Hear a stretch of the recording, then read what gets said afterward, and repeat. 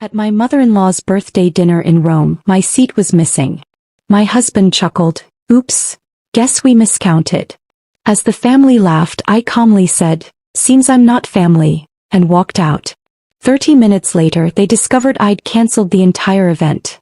Venue, catering, everything. Their faces turned ghostly white. "Seems I'm not family," I said, my voice steady despite the earthquake happening inside my chest. The words hung in the air of that exclusive Roman restaurant as 12 pairs of eyes stared back at me with expressions ranging from shock to poorly concealed satisfaction. My husband Sean's light chuckle as he'd said, "Oops, guess we miscounted," still echoed in my ears as I turned and walked away from the table where there was no chair for me. The humiliation burned through my veins as I exited the restaurant, but not a single tear fell. Instead, I felt an eerie calm take over as I pulled out my phone and opened the event management app I'd built my career on. I had 30 minutes before they'd realize what I was doing, and that was more than enough time. Before we begin, I want to take a moment to thank each of you for being part of this incredible journey. Sometimes the most powerful moments come when we finally recognize our worth. If you've ever felt like an outsider looking in, this story might resonate with you. Before we witness Anna's journey from Boston's premier event planner to a woman reclaiming her dignity in Rome, hit subscribe to join our community of readers who appreciate stories of self-discovery and unexpected strength. Now let's step behind the curtain of a marriage built on appearances. My name is Anna Morgan Caldwell. 5 years ago, I was just Anna Morgan, the founder of Elite Affairs, Boston's most sought-after event planning company. I'd built my business from the ground up after putting myself through business school. Every elegant gala, every perfectly executed corporate gathering, every society wedding in Boston had my invisible fingerprints all over it. My reputation for discretion, attention to detail, and ability to pull off the impossible had made me the go-to planner for the city's elite. That's how I met Sean Caldwell at the charity gala I organized for the Boston Children's Hospital. Tall, with perfectly coiffed dark hair and a smile that crinkled the corners of his eyes, Sean had the easy confidence of someone who'd never worried about money. He was charming in that practiced way of men born into privilege, but there was something genuine in his interest in my work. "So you're the wizard behind all this?" he'd asked, gesturing to the transformed ballroom of the Four Seasons. "My mother has been trying to figure out who to hire for her charity function next month. I think I just found her answer." One job led to another, and soon I was regularly planning events for the Caldwell family. The Caldwells were Boston aristocracy with old money that traced back to shipping and railroads. They had that particular brand of wealth that didn't need to show off. It was evident in the subtle quality of everything they owned, the ease with which they navigated their world. Our romance began 6 months after I started working for his family. Sean pursued me with the same determination he brought to his work at the family's investment firm. There were warning signs, of course. The way his mother, Eleanor, looked at me with barely concealed disapproval when Sean first introduced me as more than his event planner. The casual comments about my humble beginnings. The surprise in people's voices when they discovered I was dating a Caldwell. "You've done well for yourself," Eleanor had said during our first dinner together as a couple, her smile not reaching her eyes. "Self-made success is so American." I ignored these signs because I was falling in love with Sean. He seemed different from his family, more open-minded, less concerned with lineage and status. When he proposed 11 months after our first date, I said yes despite the nagging feeling that I was entering a world that would never truly accept me. The wedding was, naturally, the social event of the season. I planned much of it myself, unable to trust another planner with my own wedding. Eleanor had opinions about everything. The venue wasn't traditional enough, the menu too adventurous, the guest list missing key society names. I compromised where I could, held firm where it mattered to me. Sean played peacemaker, but I noticed he rarely contradicted his mother directly. After the wedding, the undermining became more systematic. Despite using my company for their events, the Caldwells constantly questioned my decisions, changed plans last minute, and took credit for my ideas. At family gatherings, my opinions were solicited then dismissed. My background in event planning was treated as a charming hobby rather than a successful business.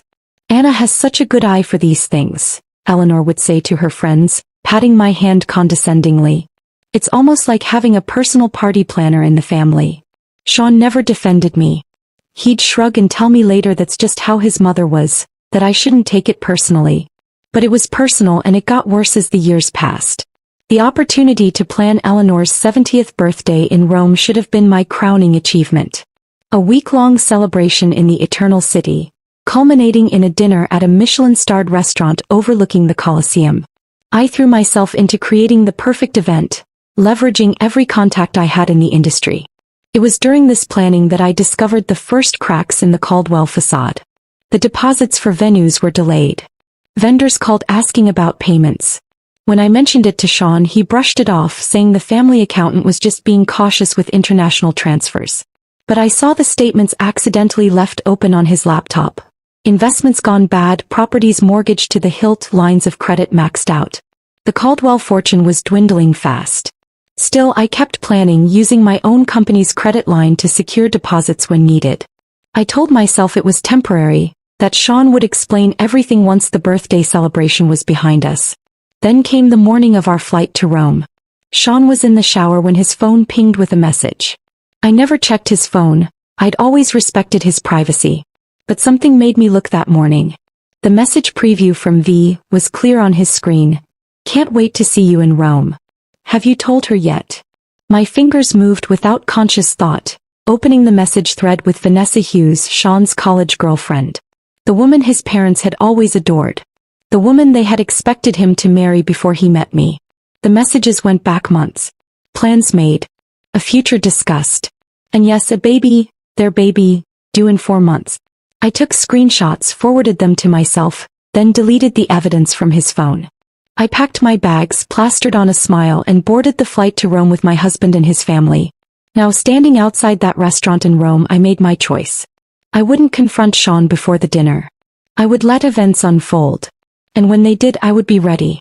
Our flight landed at Fiumicino Airport just as the golden Italian sunset painted Rome's skyline. I'd arranged private transportation for the entire Caldwell entourage. Sean's parents Eleanor and Richard, his sister Melissa with her husband Grant, his brother Thomas with his wife Claire, and 2 sets of aunts and uncles. The convoy of sleek black Mercedes vans waiting at the terminal should have impressed them. Instead, Eleanor's first words stepping off the plane were, "I thought I'd specified the hotel cars, Anna. These seem rather generic." I bit my tongue as I had countless times before. The hotel had a scheduling issue. These are actually from Lux Transport. They service most of the diplomats in Rome. My explanation fell on deaf ears as she was already discussing something with Richard, their heads bent together in that conspiratorial way that always excluded me. The Hotel de Russie welcomed us with the 5-star treatment I'd meticulously arranged. Champagne flowed in the private lounge while bellhops whisked away our luggage. I'd spent months securing the perfect accommodations, selecting suites with the best views, arranging welcome baskets filled with Italian delicacies, and planning personalized schedules for each family member. Eleanor barely glanced at her itinerary before setting it aside. "We'll just play it by ear," she said, waving away weeks of careful planning. "The family knows Rome quite well." Our suite was magnificent. A terrace overlooking the Spanish Steps, fresh flowers in every room, and a bottle of Sean's favorite Barolo breathing on the sideboard. But the moment we entered, Sean's phone buzzed and he stepped onto the terrace, speaking in hushed tones. "Work?" I asked when he returned. "Just some investment issues," he replied, not meeting my eyes. "Let's get ready for dinner."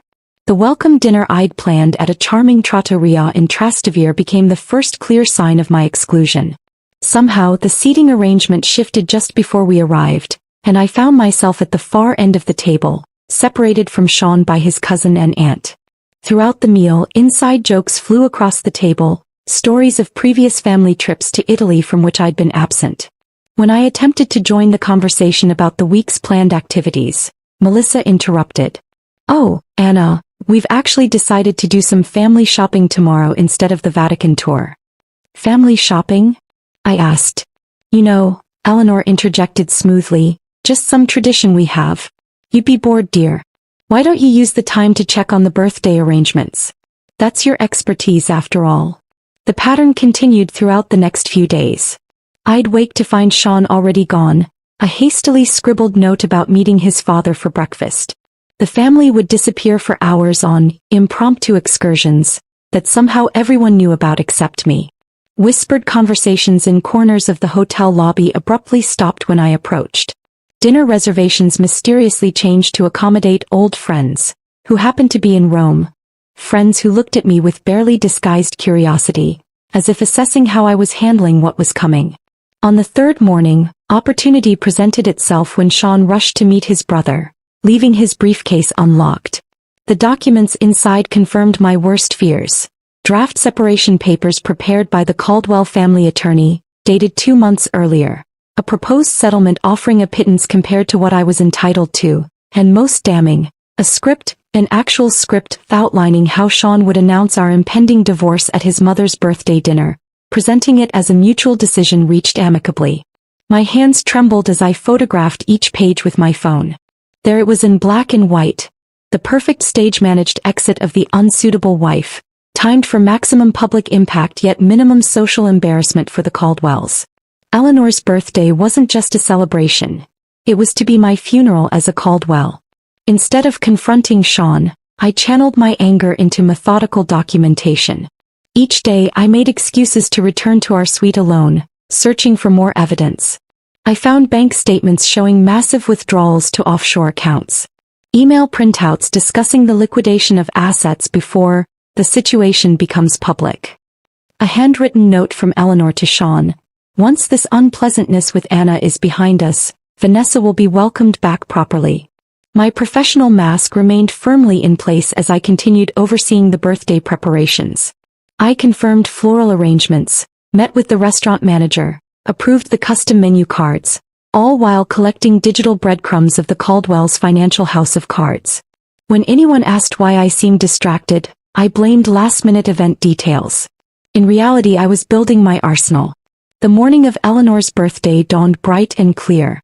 I woke early, slipping out of bed without disturbing Sean. The day's schedule was packed. A private morning tour of the Borghese Gallery, lunch at a vineyard outside the city, then returning to the hotel to prepare for the evening's grand dinner. As the event planner, I needed to arrive at the restaurant early to ensure everything was perfect. I was in the hotel's business center, printing final confirmations, when I overheard Eleanor's voice from the adjacent concierge desk. The dividing wall was thin and her imperious tone carried clearly. There will be 12 seats, not 13, she instructed someone over the phone. I don't care what the original reservation says. The seating chart I sent is final. Pause. Then, no, that won't be a problem. The arrangement has been discussed with my son. His wife will not be staying for the dinner. A family matter, you understand. No need for questions when she leaves. My blood turned to ice as the pieces clicked into place. The missing seat wasn't an oversight or last-minute adjustment. It was the centerpiece of their plan. A public humiliation designed to make my exit look like my choice rather than their orchestration. I closed my laptop, gathered my papers and walked to the elevator with measured steps. Inside, I pulled out my phone and began making a new set of arrangements. If the Caldwells wanted a memorable birthday dinner, I would ensure it was unforgettable. Just not in the way they had planned. I arrived at a Roma restaurant an hour before the other guests, as any good event planner would.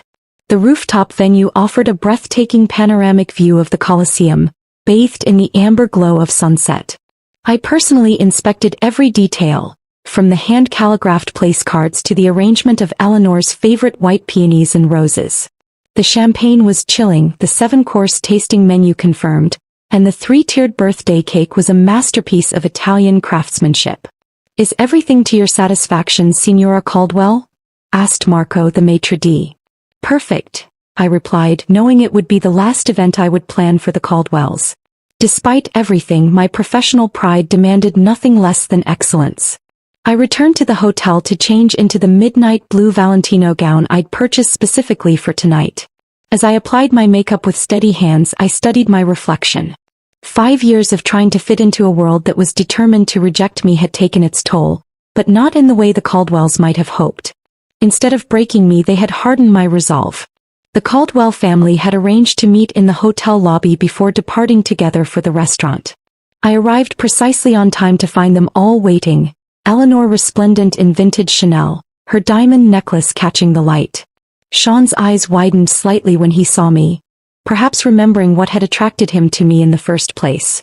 or perhaps calculating how soon he could be free of me. "Anna, darling, you look lovely," Eleanor said, air-kissing near my cheeks. "We're just waiting for the cars." The drive to the restaurant was short, filled with artificial chatter about the day's activities from which I'd been excluded. As we ascended in the elevator to the rooftop, Sean placed his hand at the small of my back, a gesture that once felt intimate but now seemed performative for the benefit of the elevator attendant. The doors opened to reveal the stunning terrace I had designed, transformed into an elegant dining space under the stars. The Colosseum stood illuminated against the night sky, a testament to both grandeur and the inevitable fall of empires. How fitting. Eleanor entered first, greeted with enthusiastic applause from waiting family members. One by one, everyone moved toward the large round table I had specified, a table that should have seated 13. I followed behind Sean, who moved purposefully toward his assigned seat next to his mother. I approached the spot where my place card should have been, only to find nothing. No chair, no place setting, no acknowledgement that I existed. For a moment I stood frozen, the perfect tableau of confusion. Around me, conversations continued as everyone settled into their seats, studiously avoiding my gaze. The wait staff, who had confirmed the seating with me just hours earlier, looked uncomfortable but remained silent. "Is something wrong?" Eleanor asked innocently, her voice carrying just enough to draw everyone's attention. "There seems to be a mistake," I said, my voice calmer than I felt. "My place setting is missing."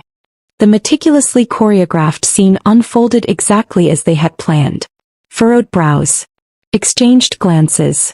Sean half rising from his chair, a performance of concern that never reached his eyes. "That's odd," Melissa said, examining the table. "Did someone count wrong?" Richard cleared his throat. Perhaps there was a miscommunication with the restaurant staff. Then came Sean's line, delivered with a practiced casualness that made my skin crawl. He chuckled, and said, "Oops, guess we miscounted." The family laughed, not uproariously, that would be too obvious, but with the gentle amusement of people sharing an inside joke. In that moment I saw it all with perfect clarity.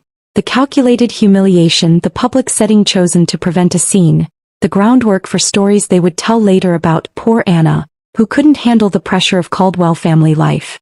My gaze moved slowly around the table, taking in each face. Eleanor, triumphant behind her birthday smile. Richard, uncomfortable but complicit. Melissa and Thomas, enjoying the spectacle. Their spouses, aware enough of the cruelty to look slightly ashamed but not enough to object. And Sean, my husband, the man who had once promised to stand by me against the world, watching me with detached curiosity, like a scientist observing an experiment. I could have created a scene. I could have demanded a chair, exposed their plan in front of the waitstaff, made the kind of public display that would live in family lore for generations. That's what they expected, what they had prepared for. Eleanor would comfort Sean over his unstable wife, and the divorce narrative would write itself. Instead, I straightened my shoulders, lifted my chin, and delivered the line that would begin my reclamation of power. "Seems I'm not family." 4 words. Simple. Devastating in their truth. The smiles faltered. Sean's expression shifted from smugness to uncertainty. I had departed from their script. "I'll see myself out," I added, turning away with the dignity that had been my armor throughout my marriage. "Anna, don't be dramatic," Sean called after me, another line from their playbook. "We can fix this." I didn't respond. I walked through the restaurant, nodding politely to the staff who had witnessed my humiliation. In the elevator I finally allowed myself a deep breath, then another. By the time I reached the street my hands had stopped shaking. A small cafe across from the restaurant offered the perfect vantage point. I ordered an espresso and pulled out my phone. This was the moment I'd prepared for. The 30 minutes of freedom while the Caldwells congratulated themselves on their successful ejection of the unsuitable wife. First, I sent a prepared email to Marco, the restaurant manager, with instructions that had been agreed upon as a surprise contingency, a common practice in high-level event planning. Attached was proof of my authority as the account holder and event coordinator, along with confirmation of immediate payment reversal.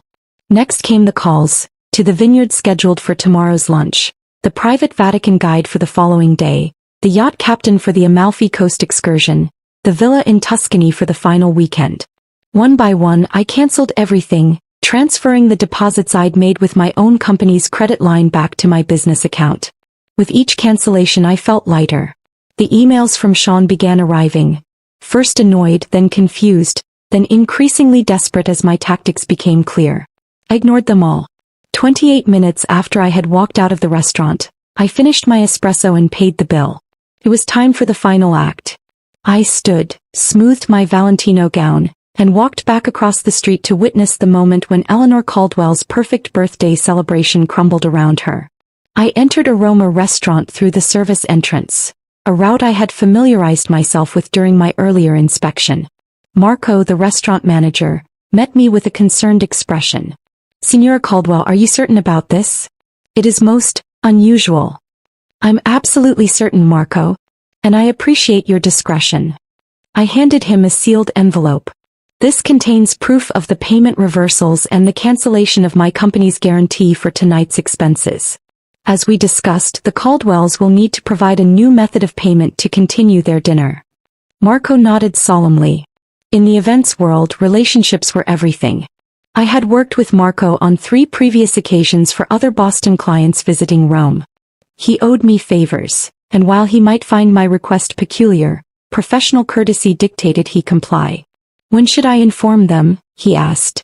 "I'll text you in exactly 5 minutes. I'd like to observe from somewhere discreet." He guided me to a small alcove near the kitchen entrance with a perfect view of the Caldwell table. They were in the middle of toasting Eleanor, champagne flutes raised high, faces glowing with self-satisfaction. The first course had just been served. The imported Ostra caviar that Eleanor had specifically requested. It had been almost too easy to dismantle Eleanor's birthday week. Most high-end vendors in the hospitality industry operate in a network of mutual trust and references. As the event planner who had made all the arrangements and whose company credit line secured the deposits, I had the authority to make changes. The digital trail of emails, contracts, and payment authorizations all bore my name and signature, not Eleanor's or Sean's. My phone vibrated. A new message from Sean. "Anna, where are you? Stop being childish and come back." Then another, "Mother is upset. You're embarrassing yourself." I didn't respond. Instead, I texted Carmen at the Villa Borghese where the family was scheduled to stay for the Tuscany leg of the trip.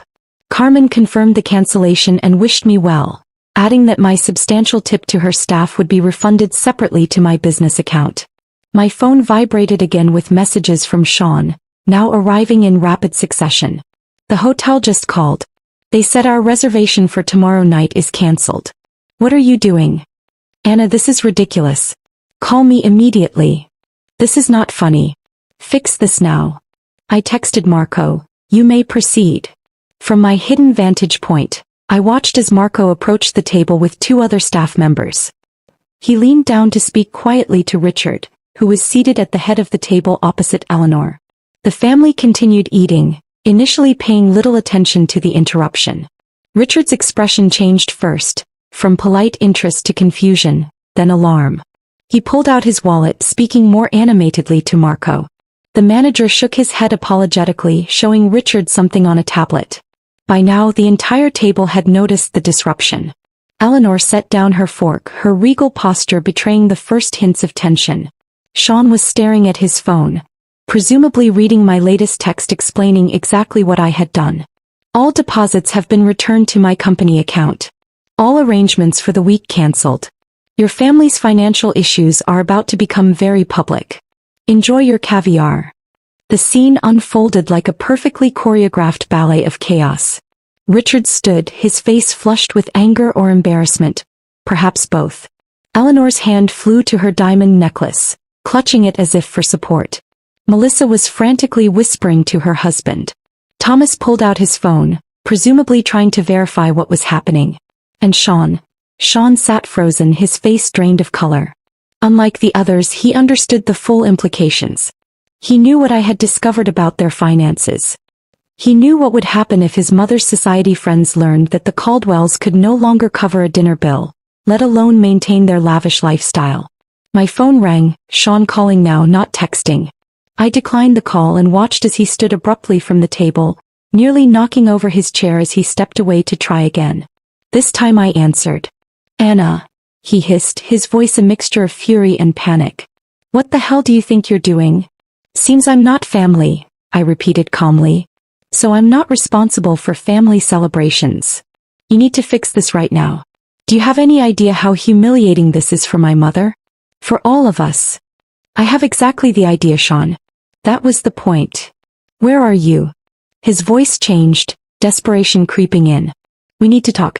I can explain about Vanessa, about everything. I'm sure you can. The problem is I've seen the financial statements, Sean. I've seen the emails. I know the Caldwell empire is crumbling, and I know you've been hiding assets offshore before filing for divorce. His sharp intake of breath confirmed what I already knew. He never expected me to discover these things. He had underestimated me just as his family had from the beginning. Those were private. Yes, they were. Just like the text messages from Vanessa about the baby. Just like the script for announcing our divorce at your mother's birthday dinner. Just like the seating arrangement deliberately excluding me. Silence on the line. In the restaurant, I could see the manager now speaking to the entire table. Several other diners were watching with undisguised interest. The Caldwell's humiliation was becoming a public spectacle. Exactly what they had planned for me. Anna, please. Sean's voice had lost all its aristocratic confidence. You don't understand what this will do to us. I understand perfectly. That's why I did it. We can work this out. Come back to the hotel. I'll meet you there in 20 minutes. No, Sean. I don't think we can work this out. I ended the call and stepped out from my hiding place. It was time for my final appearance as a Caldwell. As I approached the table, 12 pairs of eyes turned to me. Some angry, some fearful, all disbelieving. Eleanor spoke first, her voice shaking with fury. How dare you ruin my birthday? I smiled, feeling a strange sense of calm. I learned from the best, Eleanor. After all, isn't this exactly what you planned for me? A public humiliation? An orchestrated exit? The only difference is I changed the ending. Richard stood. This is outrageous. You had no right. I had every right, I interrupted. Every contract, every reservation, every arrangement was in my name or my company's name. I simply adjusted the plans. You'll regret this, Melissa spat. When Sean divorces you, you'll get nothing. That's where you're wrong, I replied, looking directly at Sean. I have copies of everything, the offshore accounts, the hidden assets, the fraudulent business dealings. I'm sure the IRS will find it all fascinating reading. Their faces turned ghostly white as the implications sank in. In that moment I felt no triumph, no vindication. Only a profound sense of liberation as I turned and walked away from the Caldwell family for the last time. I left Italy the next morning, upgrading myself to first class on a direct flight to Boston using points I'd accumulated planning the Caldwell's previous vacations. The irony wasn't lost on me. Behind me I left a family in crisis, their carefully constructed facade crumbling in real time. Through the hotel concierge, I learned that the Caldwells had paid for their dinner with Eleanor's vintage Bulgari bracelet as collateral until a wire transfer could be arranged. By morning, word had spread through Rome's high-end hospitality network that the illustrious American family was having payment difficulties. The remaining vendors I hadn't personally canceled began requesting upfront payments rather than promises. My phone was flooded with messages, some threatening, others pleading. I read them during my layover in London, sipping Earl Grey tea in the British Airways lounge. Richard, this is actionable. Our lawyers will be in touch. Melissa, you've made the biggest mistake of your life. Thomas, did you really think you could humiliate our family without consequences? Eleanor's message was the most revealing. I always knew you were common. This vindictive display only proves what I've said from the beginning. But it was the succession of messages from Sean that told the real story of a family in freefall. First, you have no idea what you've done. My father had a minor heart episode. Is that what you wanted? Then, the Prescotts and Whitmores saw everything. Do you know what this means for our standing? Later, the hotel is demanding payment for the entire week up front. They say all guarantees have been cancelled. And finally, please Anna. I need to talk to you. It's about more than us now. I didn't respond to any of them. Instead, I forwarded the financial documents I'd gathered to my lawyer with instructions to hold them securely until needed. If the Caldwells pursued litigation, I would be prepared. When I arrived home to our Beacon Hill brownstone, I hired a moving company to pack my personal belongings. I took only what was unquestionably mine: clothes, jewelry I'd purchased myself, my collection of first edition books, and the artwork I'd acquired before our marriage. Everything else, including the wedding gifts and items purchased jointly, I left behind. I wanted nothing that could tie me to the Caldwells' web of deceit. 2 days later, the Boston Globe published a small item in their society section: Caldwell Investment Group faces inquiry. The article mentioned financial irregularities and questions from investors. While it didn't make front-page news, it was enough to send ripples through Boston's social circles. Sean appeared at my new apartment unannounced 1 week after I returned from Rome. He looked haggard, the polished veneer of privilege replaced by genuine desperation. "You need to come home," he said when I opened the door. "This has gone far enough. This isn't a negotiating tactic, Sean. This is divorce." He stepped inside without invitation, running his hands through his disheveled hair. "The SEC is looking into father's accounts. 2 board members have resigned. Mother had to cancel her charity gala because 3 major donors pulled out." "That sounds like a Caldwell family problem," I replied. "Not mine." "It's your problem if I go down with the ship," he countered. "We're still married. My debts are your debts." I allowed myself a small smile. "Not when I have proof that you deliberately excluded me from financial decisions and hid assets with the intent to defraud me in divorce proceedings. My lawyer assures me that's enough to protect me." His facade cracked completely then. Sean sank onto my couch, head in his hands. "I never wanted it to be like this." "What did you want, Sean? To marry me for my event planning skills? To use me to manage your social calendar while you reconnected with Vanessa? To discard me when I was no longer useful?" "It wasn't like that in the beginning," he said quietly. "I did love you. But not enough to stand up to your family. Not enough to be honest about your affair." I sat across from him, feeling strangely calm. "When is the baby due?" His head snapped up. "How did you?" 4 months according to the texts I saw. "Congratulations."